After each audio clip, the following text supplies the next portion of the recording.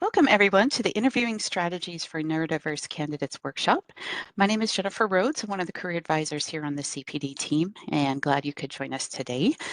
Just a couple of housekeeping items before we get started. Everyone has been placed automatically on mute to minimize any background noise.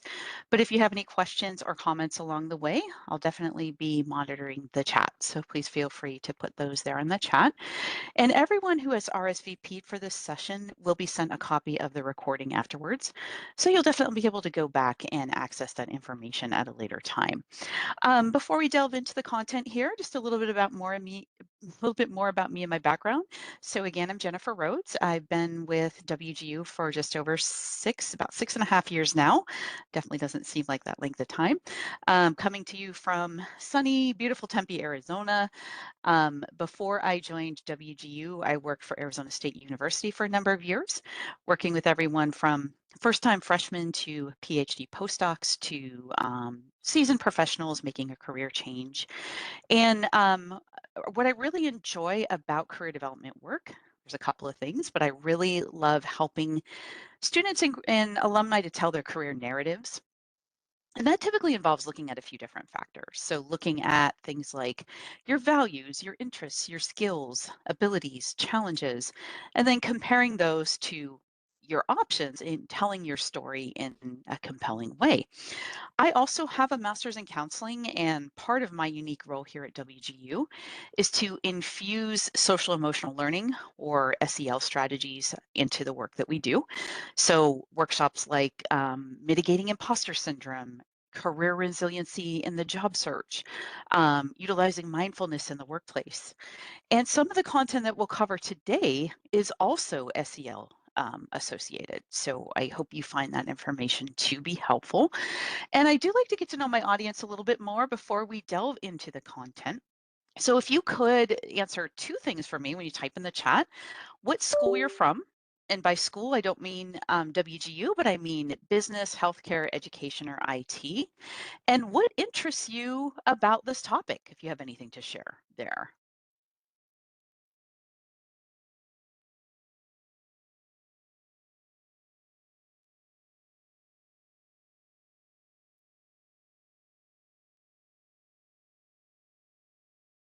So if you're just joining us, welcome. Just asking folks to tell us what school they're from, IT, business, education, healthcare, and then what interests you about this topic or what made you want to attend.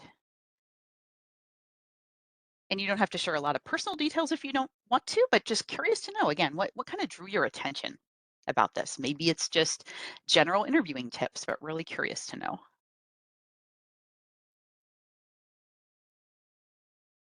Okay, so Christy, thank you for chiming in. Okay, yep, failing horribly at interviews, School of Business. Tim, yep, currently interviewing. Okay, that's good.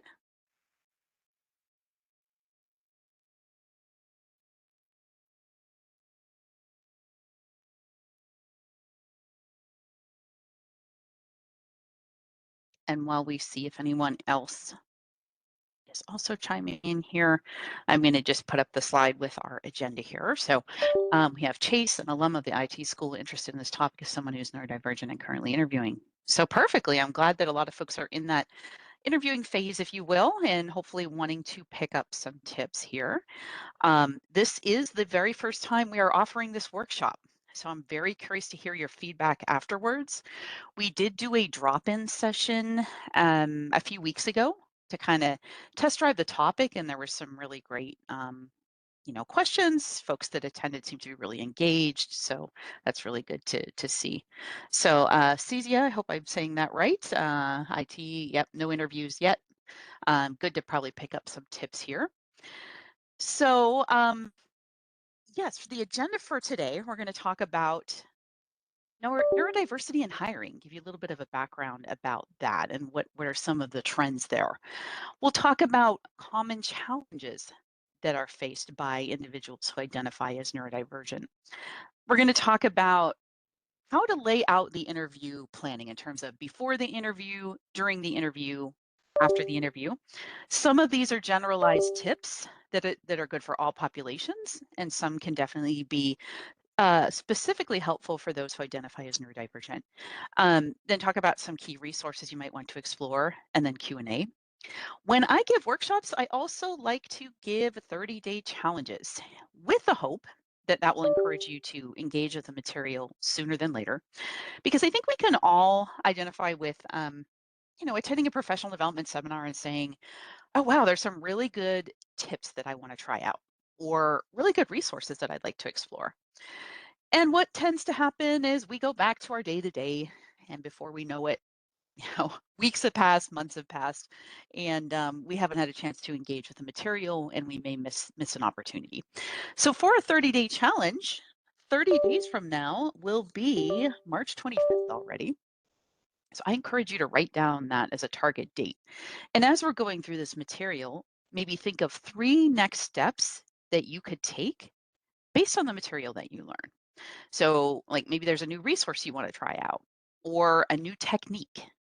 And that way, hopefully, again, that'll encourage you to engage with the material and maybe see if there's an accountability buddy you can check in with. And Tim's, yeah, mentioning a day before your birthday. Well, happy early birthday a month early. Maybe that could be a good birthday present for you. See if you fulfilled your 30-day challenge, should you choose to do that. So starting out here, I have a question I'd like folks to chime in. What is your biggest challenge with interviewing? When you stop and think about it, what is it about interviewing that is most difficult for you? Is it answering, for example, is it answering a type of question? Like for a lot of people, it's the scenario-based questions, like the tell me about a time when. For some people, it may be they get extremely nervous. For some, they are worried that they don't know the questions that are going to be asked, for example. For some that identify as neurodivergent, it could be overstimulation. So just a couple of ideas. So yeah, just anything you want to feel like chiming in. So yeah, Cesia says not cutting them off. Yeah, sometimes there's even that concern about how long should my answers be and how do I effectively maybe even make small talk and establish rapport with the interview committee. So, and we have Luis is chiming in, College of Business. I struggle with imposter syndrome, getting anxious. Yep, over preparation, that's very common. Yep, Christy says everything you mentioned, very common. Yeah, Tim mentions running out of time on technical assessments. I worry I ramble too much. Chase is mentioning nerves, of course, and timing questions properly for me. Yeah, these are good points that you're all bringing up and helpful for me to know in terms of the folks that are attending today. Um, as a guideline, I'm just going to throw this out here too, and this is not 100% all the time, but I think this can help people. The average length of your response, and I'm not talking about technical questions, but this would be more, the traditional, like the tell me about yourself, why are you interested in this position, and also the behavioral or situational would be about 2 to 3 minutes response time per question. Now, again, that is a basic guideline. And sometimes the interviewer will tell you, okay, we have 45 minutes and we have 7 questions. And you can kind of divvy up your time in that way as well, while also maybe allowing a minute or two for questions at the end to ask them. But on average, it's about 2 to 3 minutes that you would want to allow for response time. And for some people, another thing is that it is helpful to write out your responses first, which is perfectly okay for your first round preparation, but you don't want to rely on reading the scripts. That's what you want to be careful of, is you can write out responses when you're preparing, but you do want to um, you know, be mindful of, you don't want to sound like you're reading them off. But for some, that can be a good preparation tool. So Tim says 2 to 3 minutes. How do people even keep track? They don't necessarily, Tim, but I think that helps to give people a good guideline. Like, am I rambling too much, especially? If you adhere to a guideline about 2 to 3 minutes per response, that can be a guideline. Yeah, so how do people feel that? Well, Cesia, we're going to talk about that. Hopefully we'll give you some strategies of how to respond to common interview questions. So before we get started, another thing that I find that a lot of people lack is confidence when it comes to interviewing. Feel free to chime in. How do you become more confident at interviewing? Does anybody have a response to that?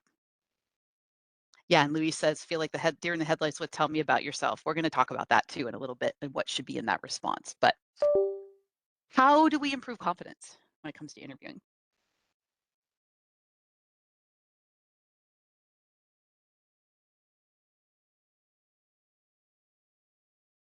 Yes, Tim and Louise basically got it, right? It's doing more interviews and practicing. Because I will tell you, one of our most popular services, or one that I think everyone should take advantage of, is doing a mock interview with a member of myself or our team. That is an appointment option you can select. And what we find there is, there's usually two different ways I proceed with those appointments. I either talk with that candidate about strategy first, allow them to ask questions, allow them to talk about what's most difficult for them. We strategize a bit, and then we go into professional interview questions. Or we just jump in like it's a professional interview.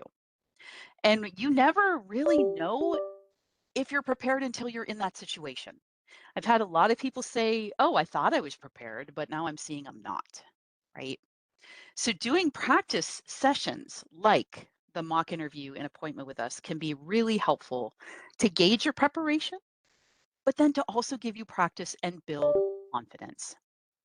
Because interviewing is one of those things that you can't just think about. It's something that indeed, you need to practice, right? And CZ is chiming in, veteran do or die. For some people, it might feel that way, right? But I do recommend preparation. That is key for success and confidence. So I'd like to help to build all of your confidence here by doing a little brief exercise at the beginning. And I call this the ya. It stands for you are amazing, you are awesome. Okay, so this is helping to build up your strengths and your confidence. So I'd like you to take a piece of paper, write down your responses that come up to these questions.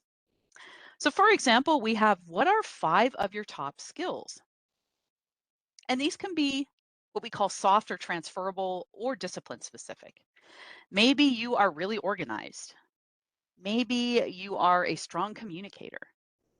Maybe you are very focused when you work. Maybe you're creative.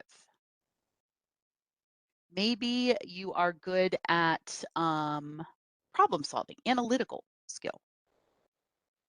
So as you know it, what comes to mind? What are 5 of your top skills is the first thing that I'd like you to write down. And then another point, what are 3 things others have told you that you are good at?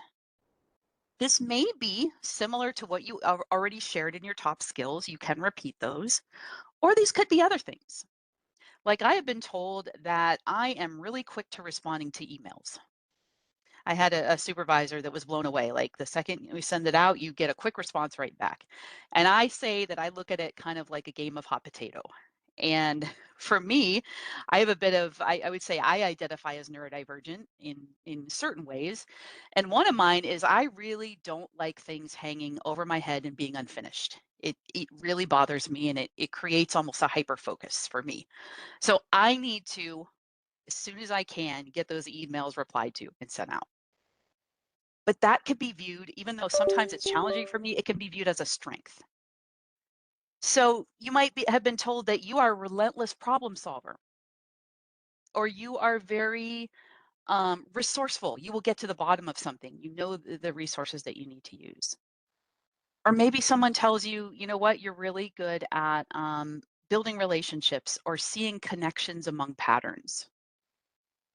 Whatever comes to mind when you think of that, what are 3 things others have told you that you are good at? Then this next point, what is one thing you are most proud of from the last year? And traditionally, we would look at this in the context of something that is either, job related or academic. So maybe you received an excellence award from WGU for your program that you're working on. Or maybe you achieved a certification or finished a degree, or maybe you received something, an award at work, or something that you, a concept that you came up with that helped your team a lot. Then thinking about, you don't have to have 3 dream jobs. I know this is a lot to kind of muddle through here. So I'm thinking of, what is at least one dream job you have? Giving yourself permission to dream. It could be, you know what, I always wanted to be a writer that wrote a best-selling novel. Or I would love to work at the Grand Canyon National Park as a park ranger. Or I would love to be a foodie, food critic, right? Whatever your dream job is that you could think of. That hopefully will give you a spark of inspiration. Now, this last part, strengths and weaknesses. For this, is there any other strength you want to highlight that you haven't talked about? And or is there, a lot of times when they ask you that interview question, tell us about your greatest strength and your greatest weakness and why. Some people will pick one that could be both. So they might say something like, um, gosh, my greatest strength is I'm very detail oriented. This could also be my weakness because, again, it might, show that I'm very hyper focused and it's difficult for me to move on when I'm working on a project because I want to make sure that I get all the details in and I want to finish that before I move forward. However, whenever you're, again, you're responding to an interview question, it's a good practice to, when you're saying something negative or something that may be viewed as a negative, you want to say either what you've learned about yourself from it or how you're working on it. So if you had a strength and weakness combination like that, okay, I'm very detail oriented. And some folks that identify as neurodivergent can be extremely detail oriented, and that can be a gift in a lot of ways. But again, it can be a challenge because it can be hard for them to move forward because they are very focused on what they're doing. But you might say something like, I am learning, you want it to be authentic, but if this speaks to you, I am learning to um, be able to be a bit more flexible with other projects by setting an alarm after a certain amount of time and moving on to another project, or by the way that I am structuring my calendar so that I have enough time for multiple projects to work on. So that can be an example. So hopefully this little warm-up exercise is leading with strengths for you. It's having you stop and think about, what are those strengths? What are you good at? What makes you proud about what you do?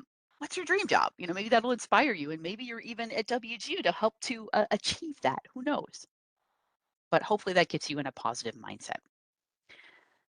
Now, moving forward to this concept of neurodiversity. So, neurodiversity describes the natural variations in how people think, how they learn, they interact with the world around them. Natural variations that may be influenced by things like autism, ADHD, dyslexia, anxiety, and other differences. So, it is a wide umbrella, if you will, that describes those natural variations and how people take in information, process that information, interact with others, if you will. And there are some companies, this is just a snapshot of some of them, that have neurodiverse hiring initiatives. So places like JP Morgan Chase, Microsoft, huge companies, SAP, Hilton, EY. Also, just an interesting statistic. So when we're talking about autism, Centers for Disease Control and Prevention estimates that the prevalence of autism last year reached 1 in 44 children, up from 1 in 110 in 2006. Drexel University researchers project that as many as 1 million young people with autism are expected to turn 18 over the next decade. So we are expected to see more folks that identify as neurodiverse, especially in the context of autism. So it's definitely is a big part of our workforce and will continue to be. So important thing to think about, and when we're looking at common challenges for those who identify as neurodiverse, and maybe you relate to some of these. Neurodiverse candidates often bring unique strengths to the workplace, but the interview process itself can pose some hurdles for sure. So recognizing these challenges is the first step toward building more inclusive hiring practices. So some companies have embraced that and come up with, again, some initiatives to help with the interviewing process, like those companies that we just mentioned. So some of the challenges could be structured versus unstructured interview questions, or just structured versus unstructured interviews in general. So structured interviews are basically interviews that have questions that follow consistent format. They generally offer clarity and predictability. By contrast, unstructured interviews can feel overwhelming for many people. When questions are vague or jump between unrelated topics, candidates, for example, with ADHD, autism, or other neurodiverse traits can struggle to do things like organize responses, even if they do possess the required skills. So one way to work with this, if this is a challenge that you face a lot, is to request the interview agenda in advance. Ask questions as much as possible about the structure of the interview. For example, getting the key details. Is it virtual, and if it is, which virtual platform are they using? Is it in person? Is it over the phone? How long do they expect it to last? Who will you be interviewing with? That can help you to plan as much as possible in advance. And preparing a list of talking points, we will talk about how to do a little more preparation here in a moment for that. The other one would be behavioral interview questions. A lot of folks struggle with these, and these are those, tell me about a time when questions. For example, tell me about a time when you manage conflict at work. They're common questions, but they can be especially tricky as for those that identify as neurodiverse. For some candidates, recalling and articulating past experiences on the spot is difficult. They may underperform, not because of lack of competence, but because the question format doesn't match their communication style and it's confusing. So planning to respond to behavioral questions with a framework that we call STAR. S is situation, T is task, A is action, and R is result. That can oftentimes help you to map out ahead of time. We're going to talk about themes that are asked traditionally for behavioral questions. And the more you can prepare those ahead of time, usually the better. And I just saw Louise comments, EY is my goal right now. Awesome. I'm glad to see that company is again, receptive to promoting neurodiverse folks and that you're interested in that. That's great to hear.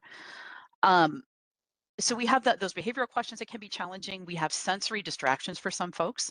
So with that, if we look at communication and sensory environments, interviewing settings themselves may also create obstacles. So things like fluorescent lighting, background noise, or even strong fragrances can heighten sensory sensitivities. On top of that, subtle body language cues or expectations around eye contact may be misinterpreted, and that can leave a candidate at a disadvantage despite strong technical qualifications. So you can ask for accommodations in the interview settings, whether a quieter room or a video interview for the first round, as opposed to in person.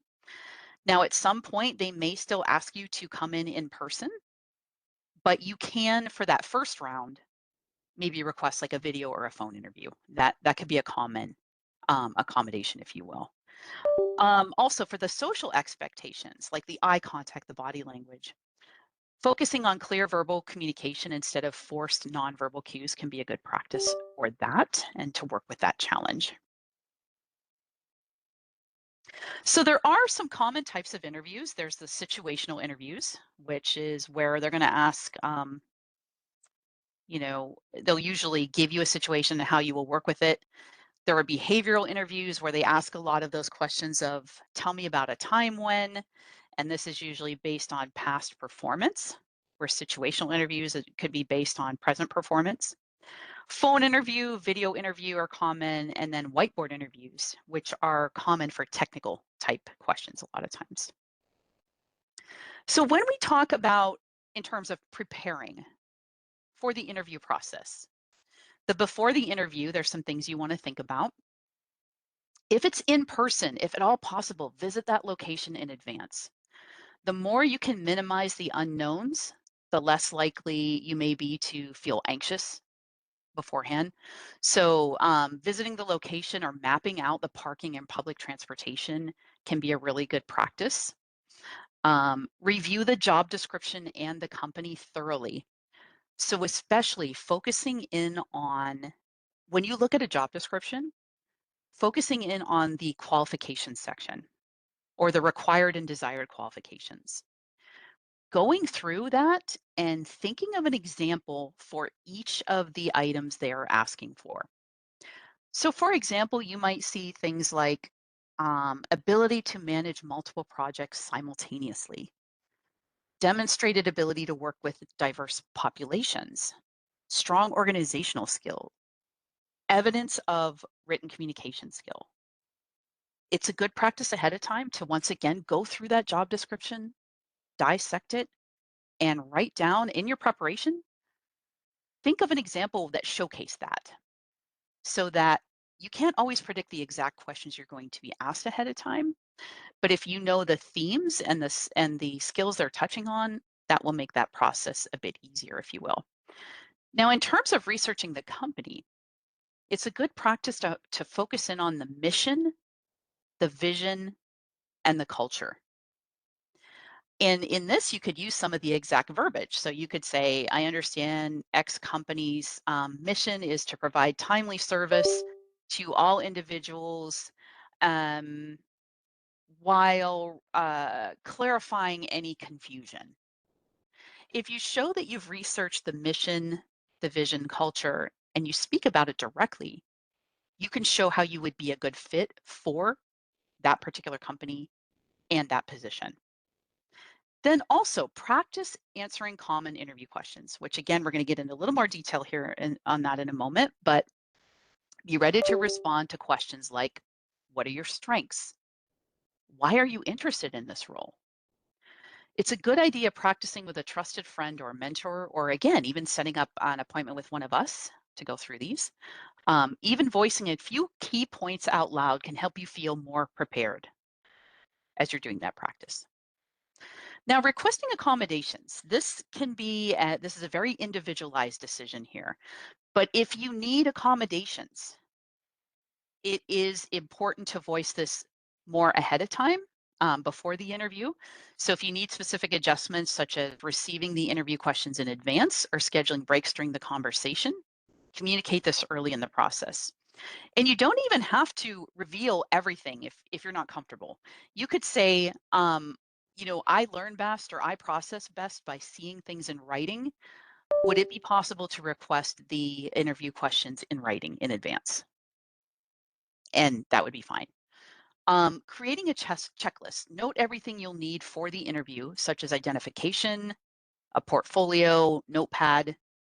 Checking this list the day before can ease any last minute stress as well. So that can be helpful.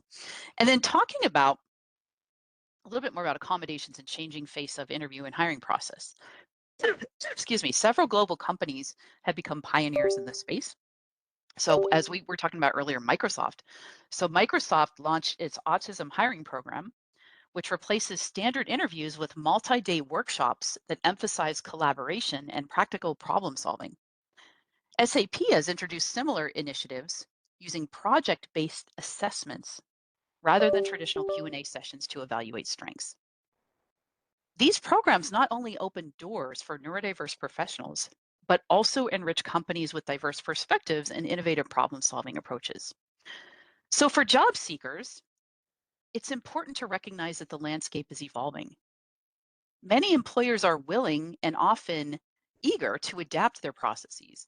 So candidates should feel more empowered to request reasonable accommodations, such as extra time to answer, written prompts, or alternative formats. These requests can often help employers see the candidate's abilities more clearly because you're able to connect a bit more for that. So when we're talking about self-advocacy, that does not mean over-disclosing personal information. Instead, it's about explaining what helps you perform at your best. A simple statement, like I was saying earlier, like, I focus better when questions are shared in writing, or I do my best to work with a bit more time to process, can open the door to accommodations without making the conversation uncomfortable.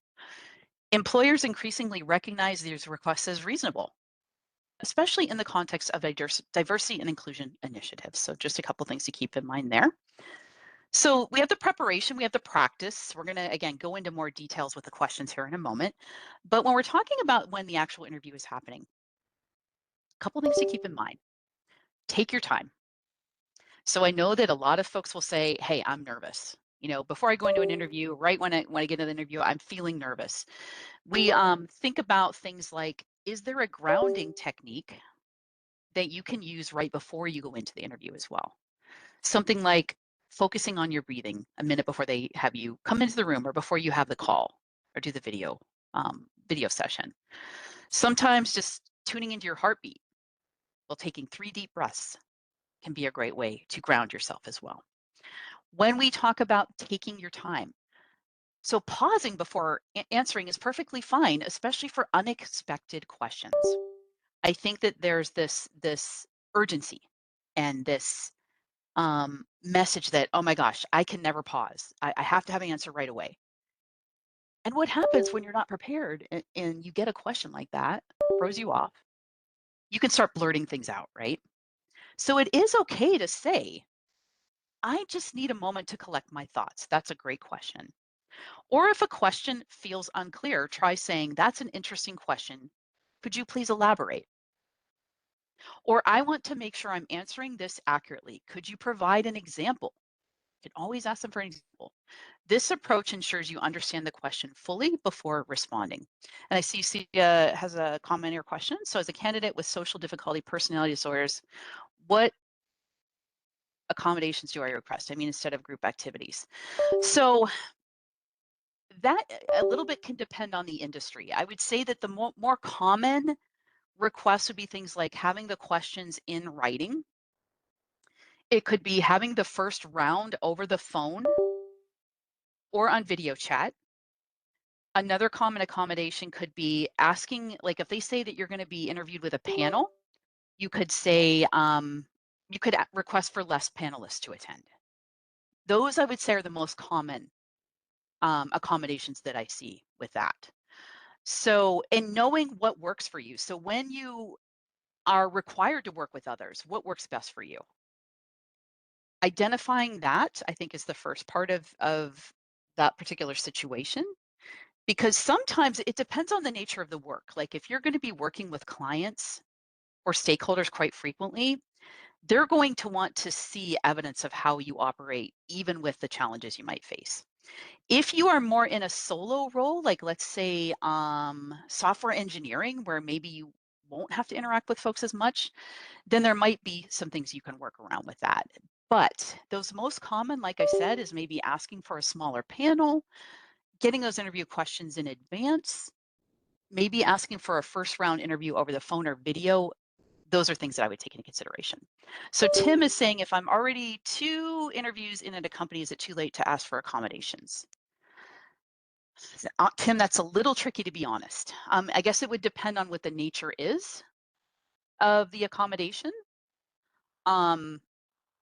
Because if it's something that you kind of muddled through or powered through the first 2 rounds and the third one's going to be similar, I don't know. That would be a little bit of a tough call. I would ask yourself if you think you can go through maybe without those accommodations. But if it's something where, okay, the first 2 rounds were virtual and now they're going to bring you into the office and you're concerned about, the environment, what have you, then that would make sense, I think, to still ask for accommodation.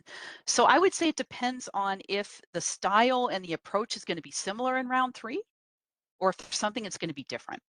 If it's going to be different, I think you could still ask for accommodations. Otherwise, again, it might be a little challenging. So I would think that over a little bit. And then let me see here. So if I'm ready to, okay, I think I got everybody so far. Okay, great questions. So then dressing professionally. So making sure you take the time to, follow basic protocol for professional dress. And honestly, it's better to be overdressed than underdressed for interviews. There's a lot of information out there online about sample dress for all people, if you will.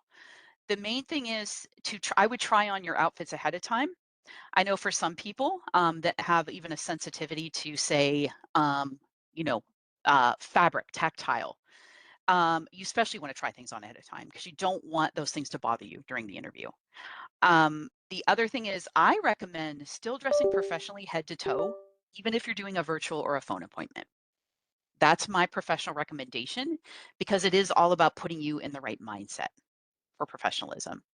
Then highlighting your strengths. So showcasing unique skills like attention to detail, technical expertise, or problem solving abilities. Using that STAR method helps you to answer statements completely. So situation, task, action, result. Leveraging nonverbal communication. If maintaining direct eye contact feels uncomfortable for you, this sounds a little different, but I tested this out personally with somebody and they could not tell the difference. Focus on the interviewer's forehead or nose. If direct eye contact is uncomfortable, try that. Small gestures like a friendly smile and sitting upright can also convey engagement. When you're doing a virtual interview, do your best to look in the camera as much as possible. Prepare for small talk. While it might feel unnecessary, engaging in brief pleasantries can set a positive tone and build rapport. Add a comment about the weather or the building to break the ice, or ask someone what how their week's been going. Or is there something they're looking forward to coming up? These can be great ways to build up that small talk, even if it's kind of unnatural for you. And this is the biggest point, I think, at the end here, framing your neurodiversity as an asset. If you feel comfortable, though, depending on how much you want to reveal, consider being honest about your neurodiversity benefits, how it benefits the company. For example, you might say, I'm at my most productive in focused, uninterrupted periods, and I often outperform expectations during those times. This allows me to maximize my output while still being fully present for collaboration later in the day. While it's optional to talk about this approach can help you showcase your strengths in a way that aligns with the role. And that's a big part of this is how do you talk about maybe some of those elements of neurodiversity that could appear challenging in a positive way. So here's some examples. So the key is reframing traits so interviewers see how they translate into workplace value. So for those of you that have ADHD, maybe you say, hey, I can show evidence of quick idea generation, strong adaptability, and creative problem solving. Those with autism, talking about exceptional attention to detail, having, shown structured thinking, reliability, especially in data-driven tasks that require a lot of focus. Dyslexia, strong verbal communication, big picture perspective, innovative approaches to complex problems. Or even folks that have conditions, like severe anxiety, depression, you could talk about how that helps you to be more empathetic towards different populations, if that speaks to you. So by drawing a clear line between your traits and the demands of the role, you shift the narrative from challenge to what could be called your competitive advantage. So some sample responses, again, that highlight these strengths. It's important to be transparent without over-disclosing. Instead of framing differences as personal struggles, describe them as work style preferences. So that's a key term here. So again, instead of framing differences as personal struggles, talk about them as work style preferences. So for instance, rather than saying, I have trouble focusing on long instructions, you could reframe it as, I work best when complex projects are broken down into clear steps, and I always use visual tools to stay organized. This approach shows self-awareness and solution-oriented thinking, qualities every employer looks for. And each of these answers that you see on the slide here acknowledge a personal trait while linking it directly to professional value. So you see here, I'm very detail-oriented, which essentially means I catch errors others might miss, especially in technical or data-heavy tasks. Or I bring creativity to projects, often connecting ideas across different teams that might not otherwise overlap. Or the third point here you see, I prefer visual tools like flowcharts to explain complex concepts. And you see the value of it at the end here, which helps colleagues align quickly. So providing statements which give clear results. I excel at spotting errors in data, which has improved team reporting accuracy by 15%, shows even more of the value of your neurodiversity. So by preparing clear examples and framing differences as professional advantages, candidates avoid leaving the impression that challenges define them. And Luis, I see you chiming in. So should the assets be mentioned in a cover letter during the application process? So that's a great question. So this gets to the bigger question and idea of, should you reveal that you are neurodiverse? And partially that would depend on things like how much it impacts your daily life and functioning, and or if you need accommodations on the job or in the interview. So for some people will avoid talking about it if they don't really need accommodations in the interview process, but maybe they need accommodations on the job. They might wait until they get a job offer. And in that view, they're leading with all of their strengths, and then they're negotiating after that. When they get the job offer, they want to make sure it's the best fit for them and the company and how they might be able to be supported. So that's one view. Another one might be like Tim is just saying, I'll save it for the interview. That's another view, is they might, if you need accommodations for the interview, depending on how much you reveal, um, or that it might also set the tone for how much you reveal. Like maybe you just need the questions in advance and you don't, maybe you're also, you've been diagnosed with ADHD. Maybe you don't want to say that fully, and that's a personal decision. Maybe you say, I learn best by seeing the material in print. Would it be possible to get those interview questions ahead of time in print? That might be fine to ask for those accommodations. You don't always have to reveal the full picture, but some people, and I have a few friends who are on the autism spectrum, with varying degrees. I have one friend that it's pretty severe, and he can only volunteer. He hasn't really been able to, hold down a full-time job, where I know a lot of other people have. And it depends on how much it impacts your functioning. Um, what some people, I think it's more common to kind of to answer your question, Luis, is to reveal it more when you're invited for an interview than from the very beginning. But that doesn't, it's all about how essential it is to you.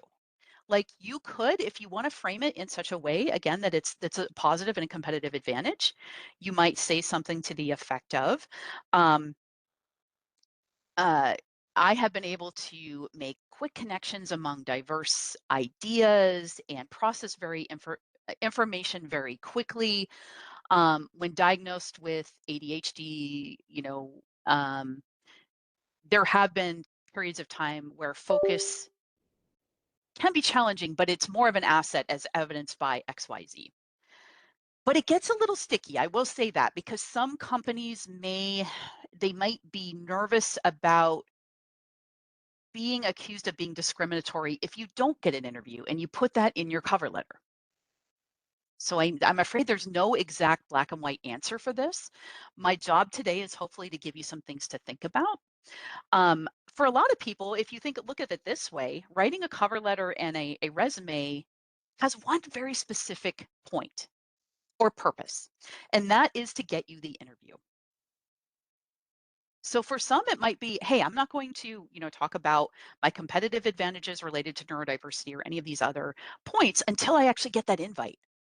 Then if I need accommodations for the interview process, then you can decide how much you're going to reveal, like, oh, I focus better when this happens, or I do better when it's in print. Then again, thinking about how much does your neurodiversity impact your daily functioning? If you have certain episodes and you need accommodations occasionally, then it might be more beneficial for some people to wait till they get the job offer and then they negotiate that. For others, it's essential to who they are. And if they're comfortable, they can talk about it, especially if they know that companies are like the ones we mentioned, right? That are very much accommodating for folks that identify as neurodiverse. So hopefully that gives you some things to think about. There's no cut and dry response to that. But again, hopefully that gives you some things to consider. Yeah, and I'm going to give you some resources to help also with that decision making at the end too. So as we said here, these statements help you to balance honesty with professionalism while showing how your neurodiversity can give you a competitive advantage. And that's what I'm hoping you're able to take away from this today as well, is how do you frame some of those challenges in a way that also they're assets and they can set you apart from other candidates. Oops. And then after the interview, it is customary and encouraged to send a thank you email, usually within 24 to 48 business hours. And in that message, you typically want to remind that employer why you would be a strong fit. So you might say, I want to thank you for the opportunity to interview for the project manager position yesterday. After further discussion of the qualifications sought and those that I possess, I believe that I would, be a strong candidate for the role. For example, my strong focus and strong organizational skills would be a real asset, if you will. Think of anything personal that was talked about, jot down, by the way, during the interview, jot down some notes of what they're saying. Whenever I go to an interview, I bring a pad folio. Or if it's over, virtual over the phone, I still jot down phrases of what they say so that I can come back and send a thank you and repeat maybe some of the things that were talked about. Like a really good follow-up question to ask could be something to the effect of at the end of the interview.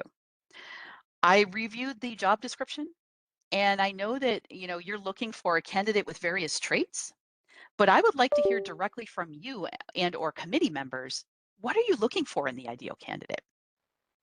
That gives them the space to reply to that. And then you can write down, okay, they want someone who's a self-starter. They want someone who's very detail oriented. Then you can repeat that in the thank you letter and say how you've demonstrated that. Well, through my pursuit of my degree at WGU, I've demonstrated XYZ, what have you. So, yeah, that is something to think about. And Tim was mentioning maybe thank you emails are not your favorite thing.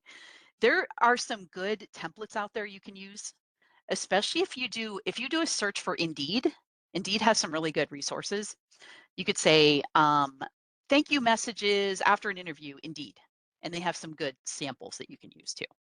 And some people will tap into ChatGPT, and that can even give you some good ideas. So just a couple things to think about.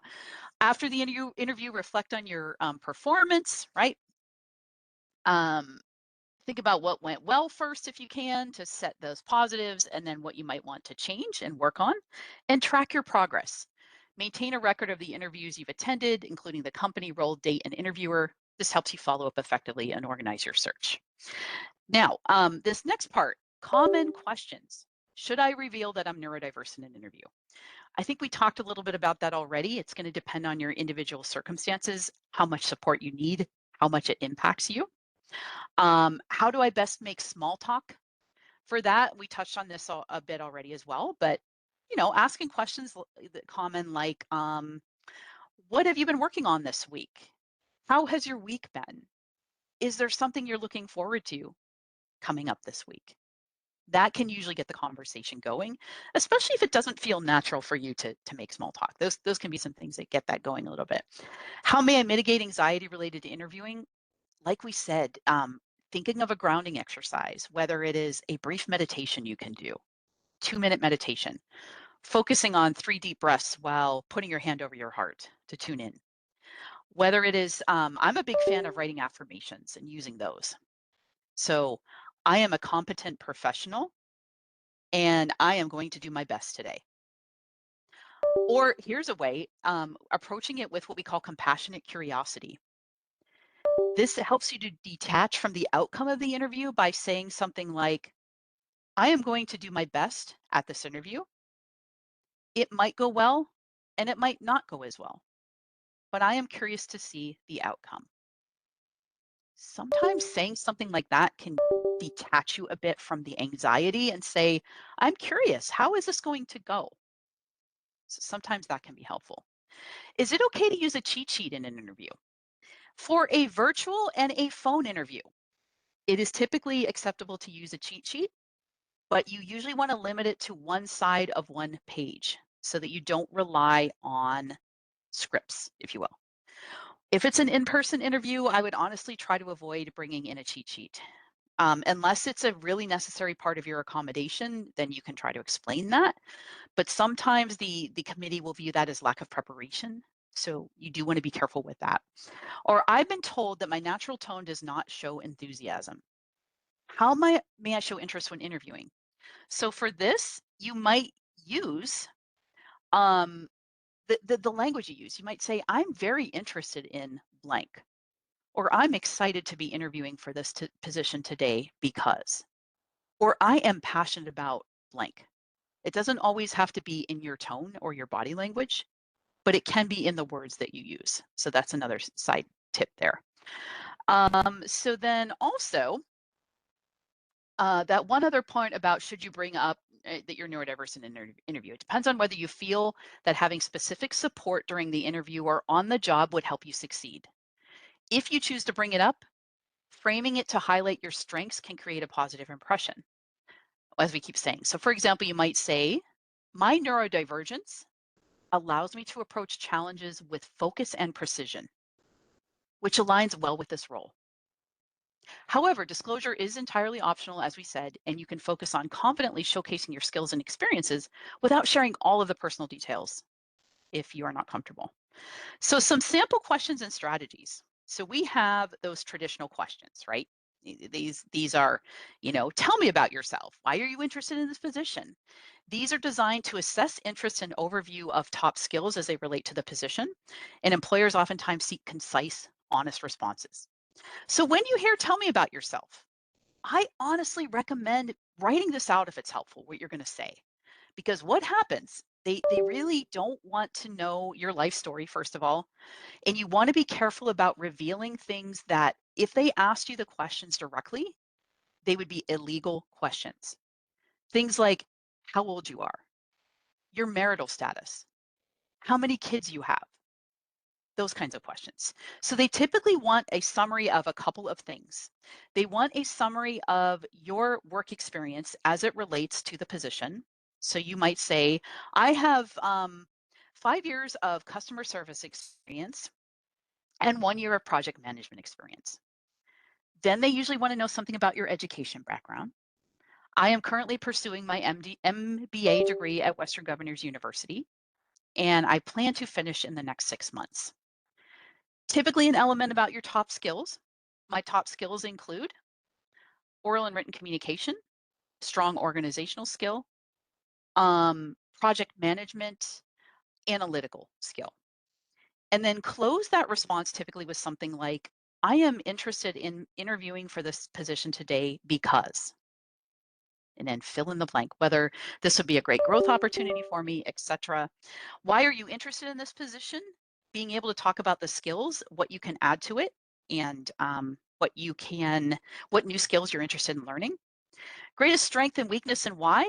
You do want to pick something honest, but you also want to have a response that illustrates both of those. As I said earlier, when talking about anything negative or perceived to be negative, you want to talk about what you learned from it and or how you are specifically improving upon it. What do you know about our company? Researching the mission, the vision, the culture is important. This last one, what else would you like to share about yourself that we haven't discussed? Now, this can be a great connector for someone who identifies as neurodiverse and wants to indicate a bit about that, but hasn't anywhere else.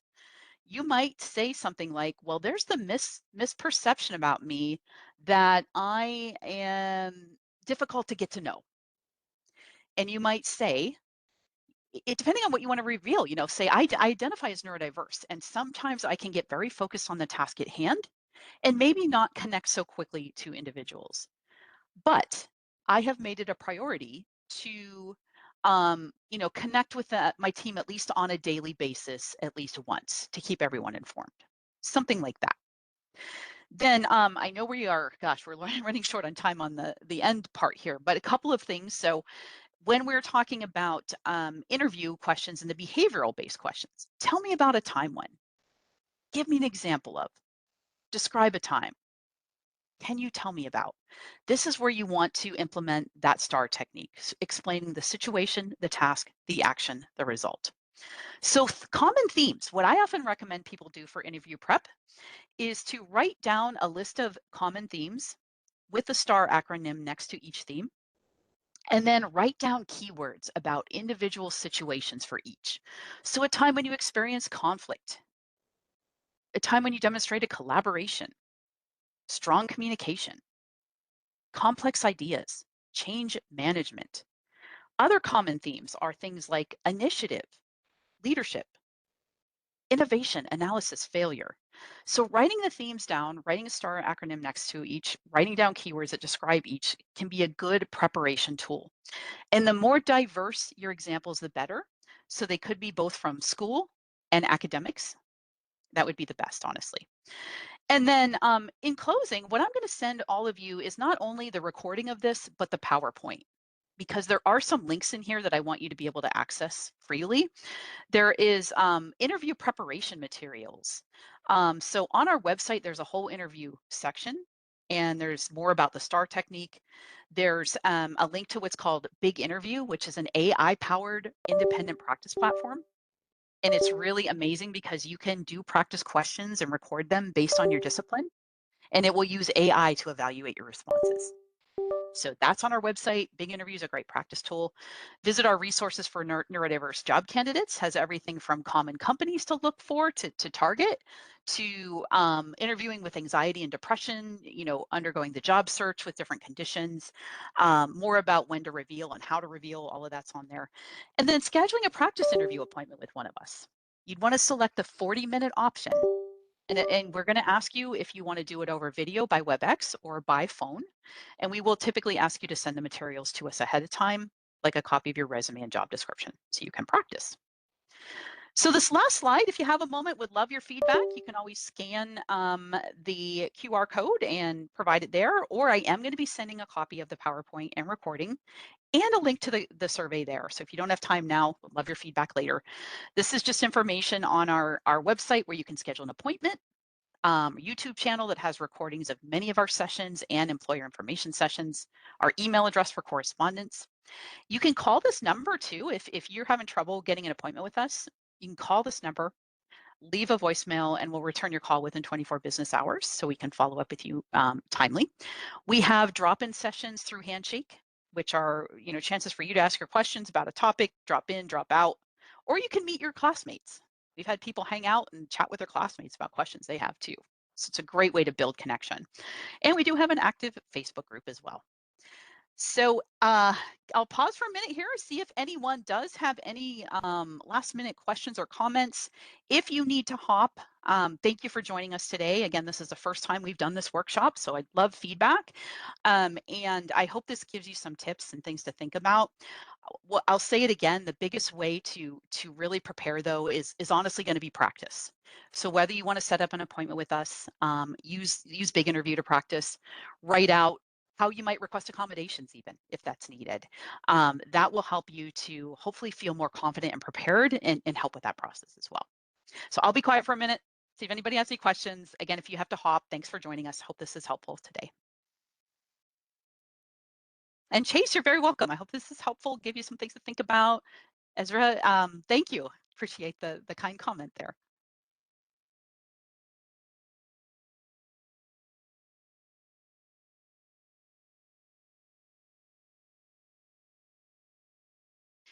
And everyone will be getting the recording and the PowerPoint to go back to. And Tim, thank you for the feedback.